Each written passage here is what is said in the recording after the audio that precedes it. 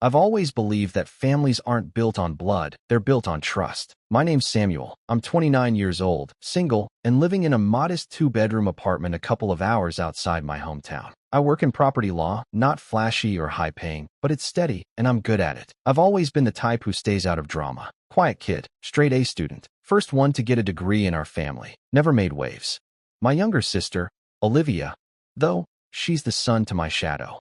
Blonde, bubbly, outgoing. The kind of person who can post a blurry beach selfie and get 300 likes in 10 minutes. She's 2 years younger than me, and, for as long as I can remember, the world has always kind of bent itself around her, especially when it came to our parents. Growing up, it was the usual story. She got the new iPhone on launch day while I was still using the old hand-me-down with a cracked screen. Her school trips were fully funded with shopping money on the side, while I had to mow lawns just to afford the bus fare. I never made a fuss. I figured that's just how things were. That maybe, because I was the older one, I was supposed to be the selfless one. Or maybe I didn't need as much attention. Or maybe, and this thought would hit me more often than I care to admit, I just wasn't as lovable. We grew up in this charming, slightly outdated colonial-style home on Sycamore Lane. 3 bedrooms, squeaky floorboards, and a giant oak tree out front that I used to climb when I needed space. It wasn't huge, but it was home. The kind of place you imagined your kids growing up in someday. Our mom had painted a height chart on the inside of the pantry door, little lines marking our growth spurts over the years. Our dad used to spend Sunday mornings fixing things that didn't really need fixing, just to feel like he was still in control of something. There were birthday dinners at the creaky wooden table and lazy summers on the back porch with lemonade and bug spray. That house held everything. Every awkward teenage year. Every late-night homework panic, every quiet sibling argument whispered behind closed doors. So when I got the call one Wednesday afternoon that they'd sold it, I just sat there blinking at my phone. "We're downsizing," my mom had said, like it was no big deal. "Your father's knees aren't what they used to be, and we don't need all that space." I remember standing by the window in my office, watching the wind stir up the leaves in the parking lot, and trying to picture the house without us in it. Without the bookshelf that still had my high school trophies. Without Olivia's glittery nail polish stains on the bathroom counter. Without my name etched into the wood of the closet when I thought carving things was cool. It felt wrong. Sudden. And not like something you just casually drop in a phone call with zero warning. I asked if they needed help moving. They said no, it was already done. Asked if I could keep the pantry door. My mom laughed like I was being sentimental. I told myself it wasn't a big deal. People sell homes all the time. Maybe it was just part of growing up. Except I didn't get to grow up. I got left out. The first crack in the downsizing story came from Olivia's Instagram. I wasn't following her anymore. Long story, but a mutual friend had sent me a screenshot. It was one of those hyper-edited, golden hour shots that made everything look like it belonged in a magazine. Her hair was tossed perfectly by the wind. The ocean sparkled in the background. And the caption? "First morning in my new place. Dreams do come true." I stared at the picture, then at the location tag, Seaside View Condos, just off the coast. I knew that complex. I'd handled lease agreements for units there before, and those weren't casual one-bedroom rentals. They were beachfront luxury condos. Modern kitchens, floor-to-ceiling windows, direct access to the beach.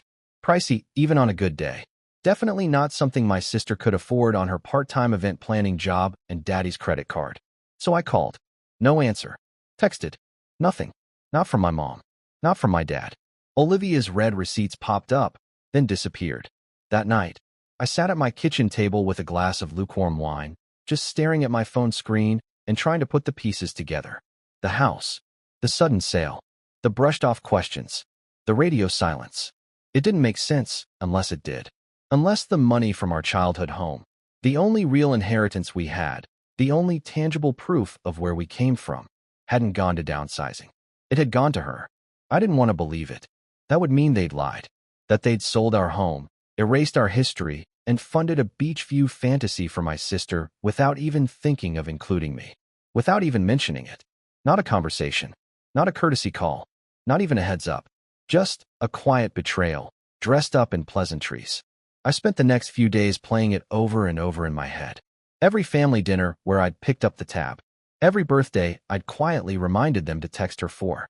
Every time I told myself I was just imagining the favoritism. But this This wasn't favoritism. This was erasure. 2 weeks later, the family reunion invitation arrived in the mail. One of those glossy flyers my aunt likes to design with cheesy clip art and a fun in the sun font. I almost threw it out.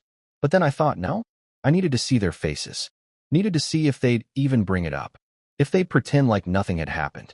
If they'd look me in the eye and keep lying. I RSVP'd.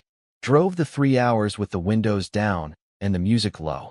Rented a cheap motel 10 minutes from the lake house. Practiced my smile in the mirror before walking in. And sure enough, the moment I stepped onto the deck, someone handed me a gift bag with a folded card and a $20 gas voucher. My mom smiled like it was some grand gesture. My dad gave me a firm pat on the back. Olivia didn't even look up from her mimosa.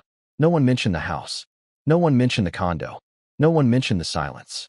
So I smiled back. And that's when I handed them the envelope I'd brought. Just a plain white one. No clip art. No glitter.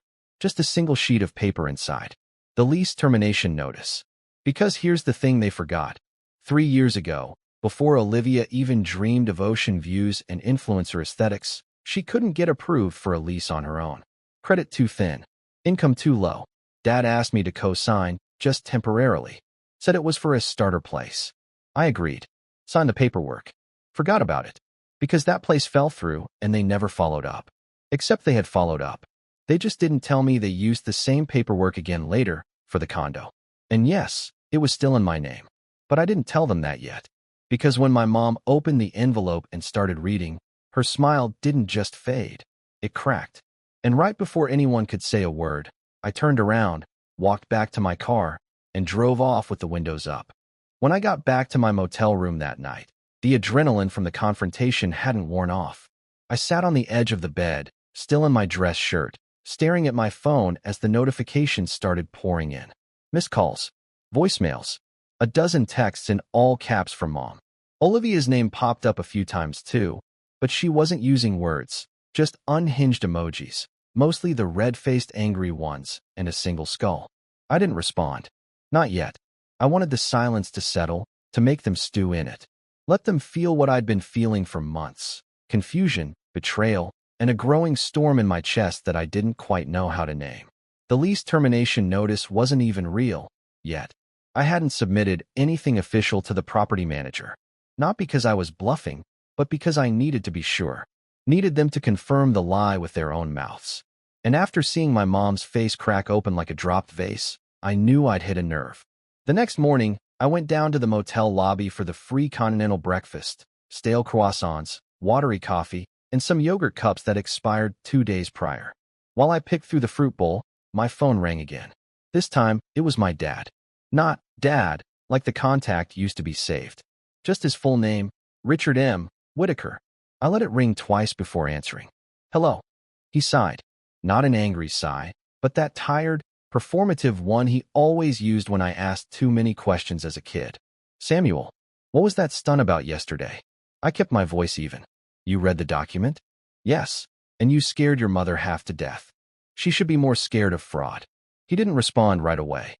I could hear birds in the background, probably standing on the deck again with his morning coffee and the smugness of someone who thought their secrets would stay buried. You don't understand what went into that decision. Enlighten me. Olivia needed a fresh start. She was in a bad place. I pinched the bridge of my nose, leaning back in the chair. She posted a champagne toast to her condo on Instagram. Doesn't look like she's suffering. She was embarrassed. She didn't want to make a big deal about it. No, she just didn't want me to know. He didn't deny it. Just sighed again. Look, he said, we knew you'd react this way. You're always so sensitive when it comes to her. I let that sit for a second. Sensitive. You make everything a competition, Samuel. It's exhausting. She's your sister, right? My sister who got a beachfront condo while I got a gas card. You're not being fair. I laughed. Not because anything was funny, but because the words were so ridiculous they bounced around in my skull like marbles. You sold our house. You didn't tell me. You ghosted me when I asked questions. And now you're lecturing me about fairness? She needed help, Sam. And I didn't. Silence. That was the moment it hit me. The thing I'd never said out loud, not even to myself. All my life, I thought I was just being the responsible one. The independent one. The strong one. But what I really was overlooked. Disposable. Don't call me again, I said. And I hung up. The thing about emotional betrayal is it's not always loud. Sometimes it's quiet. A slow erosion. 1,000 little paper cuts. And then one day you wake up and realize you're bleeding out. After I left the reunion, I started going back over everything. The birthdays they forgot. The graduation they didn't attend because Olivia had the flu. The Christmas where they spent 3 hours at her boyfriend's party and only showed up to my place for 15 minutes because the roads were icy. The time Mom gave her the keys to the old family SUV. The same one she told me had too many issues to be worth keeping. I even remembered the little things, like how they only ever framed one school photo in the living room. Olivia's 8th grade dance portrait. Mine never made the cut. And I think what hurt the most wasn't just the favoritism. It was the fact that I'd accepted it for so long. I'd made excuses, rationalized it, told myself I was being dramatic, that they loved us equally, just in different ways. What a joke. About a week later, I got a letter in the mail. Not an email, not a call. A literal envelope with a pastel stamp and my mom's loopy handwriting on the front. Inside was a single sheet of floral stationery. Samuel, we're sorry things have gotten so tense between us. That was never our intention. You've always been so smart and self-sufficient. We didn't think you needed as much from us. Olivia, on the other hand, has had a harder time lately, which you wouldn't understand because you've always been more private. The condo was a gesture of support, not favoritism. We used the house money because we thought it would make a difference in her life. You have your career, your own place. You've never asked us for anything. That's why we assumed you were fine. Please don't do anything drastic. Let's talk. Love. Mom. No signature from Dad. Just Mom. Like she was writing a note to a distant relative, not her son. I crumpled the letter and sat on it for a full day before replying. And my reply wasn't a letter. It was a screenshot of an email chain between me and the Seaside View property manager. The subject line? Notice of intent to remove cosigner from lease. I didn't hit send. Not yet. But I wanted them to know I could. That the foundation they'd built their little lie on was standing on my shoulders, and I could shrug any time I wanted. And then came the twist that finally broke me. About 2 weeks after the reunion, I got a call from Olivia. I almost didn't answer. But curiosity won. Her voice was tight. Not angry this time, desperate. Hey, can you just listen for a second? I didn't say anything. I know you're pissed. I get it. But this wasn't my idea. Still silent. Mom and Dad made the offer. They said the house was going to go anyway, and that it was better if at least one of us got something out of it. I finally spoke. And you didn't think to ask if I was okay with that? She exhaled sharply, like I was the one being unreasonable. Sam, you never needed them. You've always been the golden boy with the job and the law degree and the perfect life. I was drowning. I nearly choked. Golden boy, are you serious? You think I don't notice how they talk about you? How they brag about your career?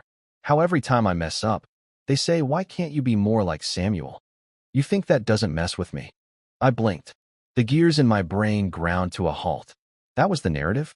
That I was the favorite? Olivia, they sold the house and gave you everything. What exactly do you think I got out of this family? She paused, just for a second. Then she said the line that finally snapped something in me. Maybe if you weren't always so cold, they would have included you. Click. She hung up. And just like that, I was done. Not hurt. Not confused. Not even angry. Done. I'd spent years holding my breath in a room where no one even noticed I was suffocating. I was the one who called on holidays. The one who drove hours for birthdays. The one who sent money when Olivia's internship fell through, only to find out it was actually a Coachella trip gone wrong. And in return, I got gas cards and guilt trips. That night, I sat down at my desk, opened the lease agreement for Seaside View, and reread every clause, every line, every footnote. And when I reached the cosigner section, I double-checked the timeline. The moment my name had been used again, without consent, was clear as day. They had forged the date, backdated my signature to an old approval form. A clever move, but not clever enough for someone who reads contracts for a living. That was the moment the betrayal became something else. It became actionable. I didn't sleep that night. Not because I was anxious, because I was calculating. And the next day, I made the first of several quiet phone calls. I wasn't going to yell. I wasn't going to cry. I wasn't even going to warn them. But I was going to remind them who they underestimated. And just when I thought I was ready to act, something else happened that made it all worse. Something I hadn't planned for. Something I never saw coming. Let's just say the condo. It wasn't the only thing tied to my name. I wish I could say that after that phone call with Olivia, I felt powerful, like I was in control again. But the truth is, when I hung up, I just sat there staring at the wall. My apartment, normally quiet in a comforting way, suddenly felt hollow. The hum of the fridge, the ticking wall clock, everything sounded too loud, too empty. It wasn't the betrayal itself that crushed me. It was the slow realization that I didn't just lose a house. I'd lost the illusion of family. And that's when everything else started to crack. A week after I started digging through the condo lease paperwork, I got a letter in the mail. Not from Mom this time, from the HOA at Seaside View. Apparently, there had been unresolved complaints regarding noise, unauthorized guests, and minor property damage. Since I was still listed as a financial party on the lease, I was also legally accountable for any fines incurred. The total so far? $1,125. I just sat on the floor with the letter in my lap and laughed. Of course it wasn't enough for them to use my name. They had to drag it through the mud, too. The next day, I called the property manager again, this time asking for all documentation tied to the unit. Every invoice, every complaint, every maintenance request. I wanted receipts, and not just metaphorical ones. When the PDF arrived in my inbox, I made coffee and opened it like I was reviewing a client case. What I saw inside didn't surprise me, but it still hit hard. Late rent payments, unauthorized alterations. Someone had installed LED light strips across the ceiling and drilled into the balcony railing for a makeshift hammock. Complaints from neighbors about unregistered parties and shouting matches at odd hours. There were even pictures attached. One of the front door, which had been artistically painted a pale pink with Olivia's initials in gold cursive. Another of the kitchen trash can overflowing with empty wine bottles. And yet another of a barefoot guy passed out in a beach chair on the patio. And every single one of these infractions came with my name on the notice. That night, something inside me finally snapped into place. Not the broken kind of snap, the opposite. Like a bone setting after months of being dislocated. I wasn't going to let them take anything else from me. But that didn't mean I had to play the villain. Not yet. Instead of firing off angry emails or threatening legal action, I did something unexpected. I started cleaning house. Quietly. Methodically. I canceled the old co-signer authorization and filed a formal dispute on the forged lease extension. That froze the lease under review. No changes. No rent processed. No new keys issued. The condo was essentially in limbo. I didn't even tell them. Then I started pulling away from the emotional wreckage. I muted our family group chat, the one that still had pictures of Olivia's condo warming party, but never once mentioned the reunion fallout. I unfollowed all of them on Instagram. I removed myself from the shared cloud album my mom had set up back in 2019 titled Whitaker Family Memories. I started walking more. Just walking. Mornings, mostly. Sometimes with music, sometimes without. I found a trail near my apartment that wound through a little patch of woods. It wasn't much, but it was quiet, and it didn't ask anything of me. Around that same time, I started spending more evenings at the office. Not because I had extra work, I just didn't want to go home. But a funny thing happened while I was killing time. I started getting ahead. I cleared backlogs, reviewed contracts with fresh eyes, helped a junior associate fix a tricky tenant dispute. One day, my supervisor pulled me aside. "You've been on fire lately," she said. "Everything okay?" I gave a half smile. Just focused. And she nodded, like she understood more than I said. A month later, I was offered a lead position on a new housing compliance initiative, something we'd been circling for a while, but hadn't had the staff to fully launch.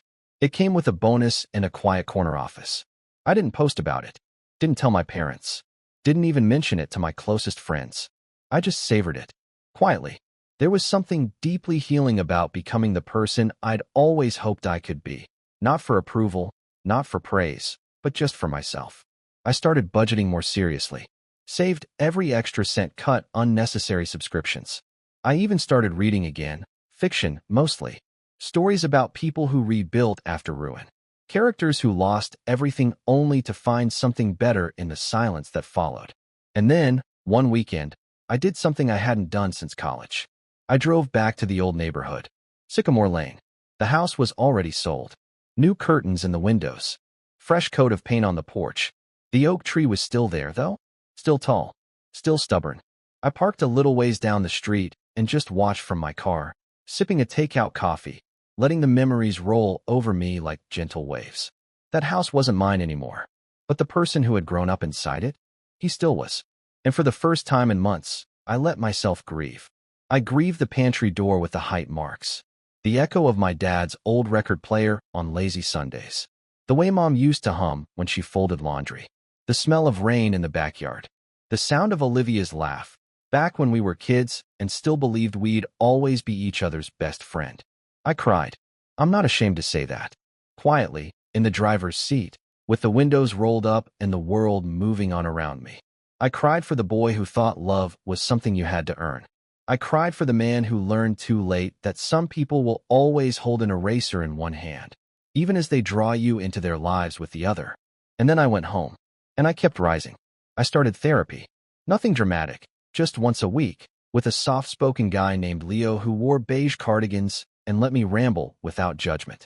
He never rushed me, never gave canned advice, just asked questions that lingered in my mind long after the session ended. Like, why do you keep expecting them to change? And what would it look like to stop performing worthiness? Little by little, I let go of the anger. Not all of it. Not right away. But enough to breathe. Enough to rebuild. Then one night, as I was organizing my files, I stumbled across a strange document buried in a folder labeled Whitaker Property. I opened it absent-mindedly and froze. It was a warranty deed to a piece of land on the outskirts of town, in my name. But I'd never seen it before. At first, I thought it was a clerical error. Then I checked the date. It was dated 3 years ago, transferred from Richard and Margaret Whitaker, my parents, to me. I checked the county database. It was real. I didn't know whether to laugh or scream. My parents had transferred a parcel of land to me years ago, a wooded plot, undeveloped but sizable, and never told me. No phone call, no letter, nothing. Why? Because it was a tax move. That's what I eventually learned after doing some digging. They'd offloaded the land to avoid capital gains and used my name because I had the cleanest credit. I was never supposed to do anything with it. Just another tool in their financial chess game. Just another signature. And that's when it clicked. This wasn't about the condo. It wasn't even about Olivia. It was about control. About being useful. And now? Now I was done being used. Because that plot of land, it had value. Not just sentimental, financial. The area had started developing, slowly but steadily. Real estate groups had started making offers. And if I played it right, I could turn it into something far more powerful than a silent betrayal. I could turn it into leverage. The kind you don't announce. The kind you wait with. And then, just when they think the dust has settled and they've won, you show them who really owns the game. But I'm getting ahead of myself. Because the real trigger, the final betrayal, the one that pushed everything past the point of no return, was still coming. And when it arrived, it didn't come with shouting. It came with silence. A silence so loud, I still hear it echo when I close my eyes. I didn't act right away. That's the part they'd never understand. Not my parents, not Olivia. They were impulsive. Everything they did was reactive. They made decisions in the moment and cleaned up the mess later. That was their pattern. Mine. I was patient. I didn't just react. I watched, I waited, and when I moved, it was with purpose. And I was about to move. But first, I needed more than righteous anger. I needed facts, receipts, paper trails. Because if I was going to end this, really end this, it had to be clean. No room for deniability. No way for them to slither out with teary apologies or that worn-out line about me being too sensitive. So I started with the land. I pulled every record attached to that property. County filings, deeds, old tax documents. I even paid for an expedited title history. And the more I found, the clearer it became. My parents had used me as a financial buffer more than once. The land transfer was just the largest, but there were smaller things too. A few utilities set up in my name for properties I never lived in. A bank account that had my name listed as a co-owner, which was closed a year later without my knowledge. I wouldn't have noticed if I hadn't run my own personal audit. I felt like I was unraveling a ball of yarn no one thought I'd ever find. But here's the twist. I wasn't angry anymore. I was sharp, focused. Because I had finally figured out my role in their story, I was never the black sheep. I was the foundation. the one who held the structure up without being seen. And now that I had stepped back, everything was collapsing. So I made a plan. First, I consulted a colleague, Tanya, from my firm. She specialized in real estate fraud and had the kind of mind that could slice through legal jargon like a scalpel. I didn't give her all the details, just enough to paint a picture. Family forged documents, co-signed lease without permission, tax evasion via unnotified land transfer. She whistled low after reading the files. Want my honest advice? I nodded. You have enough here to sue them into oblivion. But you don't have to go nuclear. You can hold this over them like a sword. That's the power of knowing you can end someone's game at any moment, without even playing the final card. I nodded slowly. That's what I want. I don't want to ruin them. I want them to know I could. She smiled. Then let's build your leverage. And we did. Over the next few weeks, I gathered everything. We drafted a formal fraud complaint, complete with notarized annotations on the forged cosigner lease. I documented the forged signatures, got a digital forensics expert to confirm that the date stamps had been tampered with. I pulled the HOA fines and formal warnings tied to the condo and attached them to my financial liability report. I even obtained the original messages from the property manager when Olivia moved in, messages where they thanked Samuel for co-signing again. We created a legal folder titled Whitaker Family Irregularities. It had subfolders, color-coded. Meanwhile, I visited the land. That empty plot they'd dumped into my name like a trash bin for tax avoidance? It had grown in value. The area around it had become a hotbed for eco-home developments. And guess who had quietly bought the land adjacent? A small architectural firm. When I showed them my deed and hinted that I might be willing to sell, the guy lit up. He said they'd been trying to buy up that whole strip for months. We'd love to keep everything uniform, he said. If you ever decide to move forward, we can offer above market. I smiled and gave him my card. You'll be the first call I make. I wasn't just holding leverage anymore. I was stacking it. Then came the final piece, Olivia's lease. Legally, I couldn't just kick her out overnight, even with my name on the contract. But I could start the process, especially now that I had proof the extension was done fraudulently. Tanya helped me prepare a formal withdrawal of cosigner consent, and once it was submitted, it would trigger a mandatory lease review. The result? Olivia would have to requalify on her own. And considering her debt-to-income ratio and spotty payment history, she wouldn't. But I didn't submit the paperwork just yet, because I wanted her to see it coming. I wanted all of them to see it. So I waited. And then, by sheer cosmic coincidence, or maybe just the universe having a sense of humor, I got a text from my aunt. Family barbecue this weekend at my place. Hope you can make it, Sam. Everyone's excited to see you again. Everyone. I almost laughed out loud.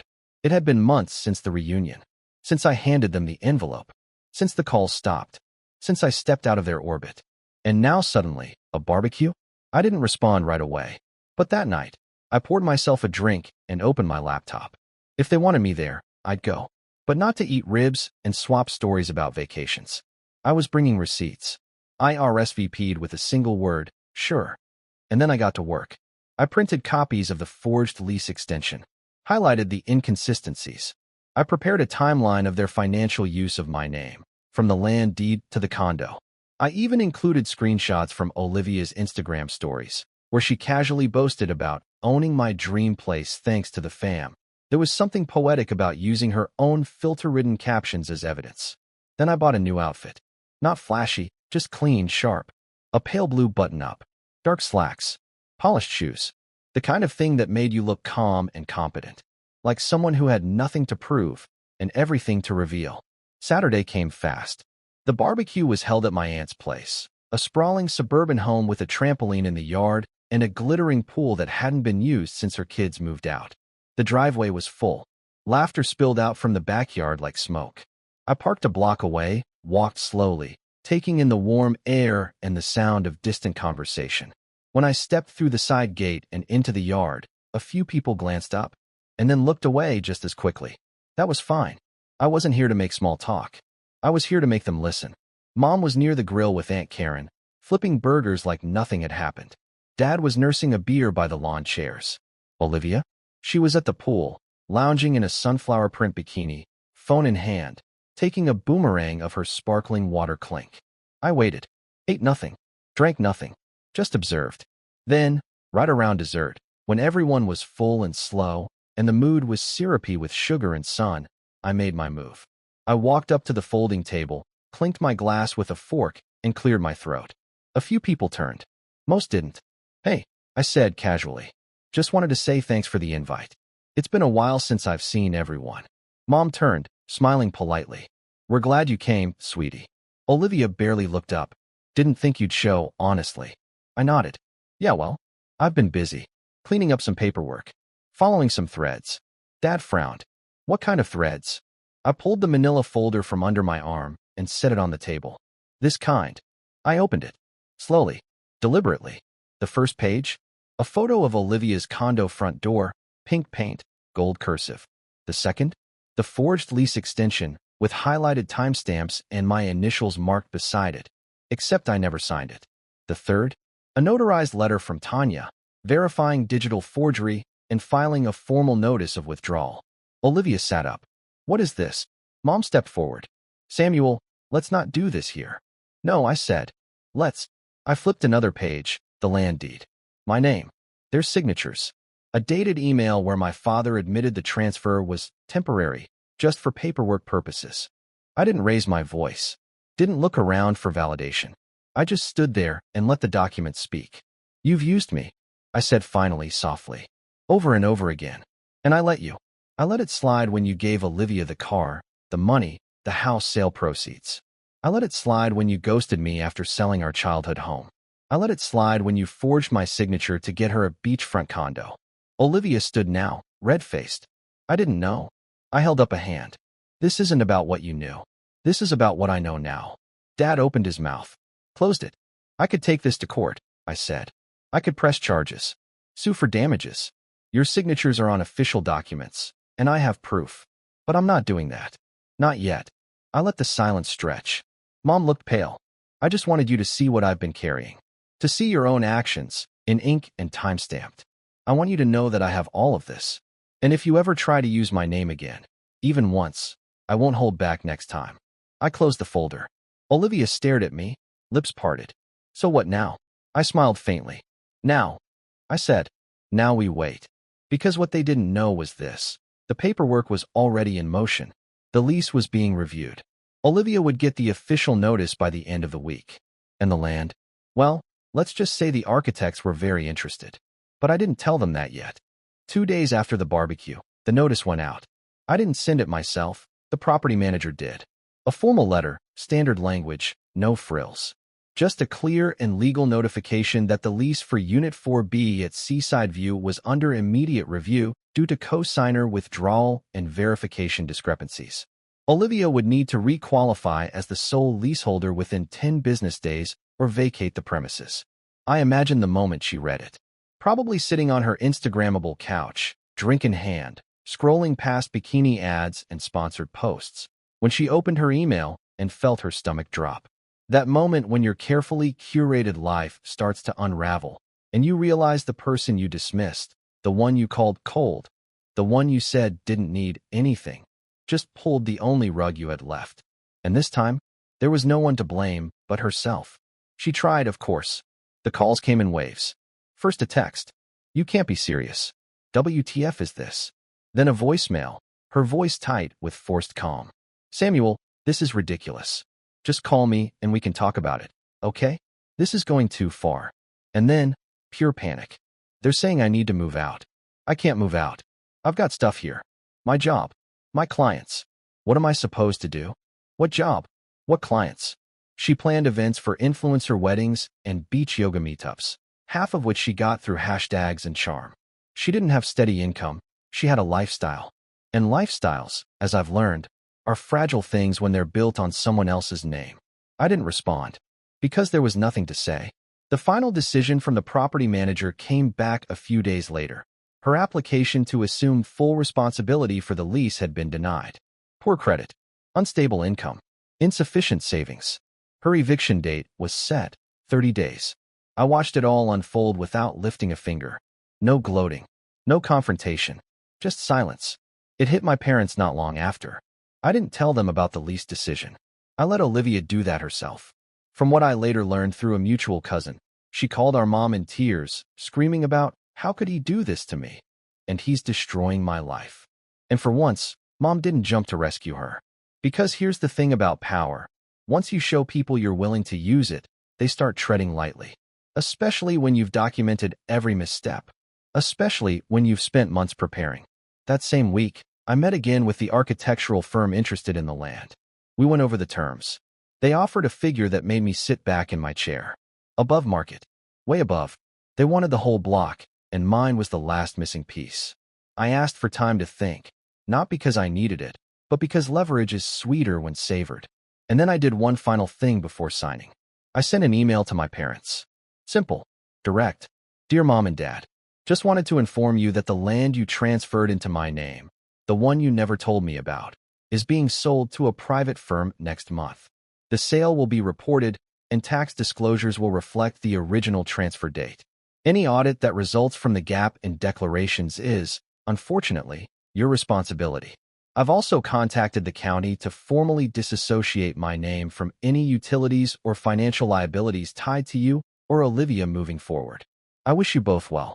Samuel. No accusations. No apologies. Just facts. They didn't reply. I didn't expect them to. But a week later, a letter arrived. No stamp. Hand-delivered, probably by my dad. Just slid under my apartment door in the middle of the night. Inside was a single sheet of white paper. No, dear Samuel. Just, you made your point. Congratulations. R&M. That was it. That was the fallout. No confrontation. No cathartic apology. Just silence. And in some twisted way, that silence was the apology. Because for the first time in my life, they had nothing left to say. Olivia's Instagram went dark for a while. No news stories. No beach shots.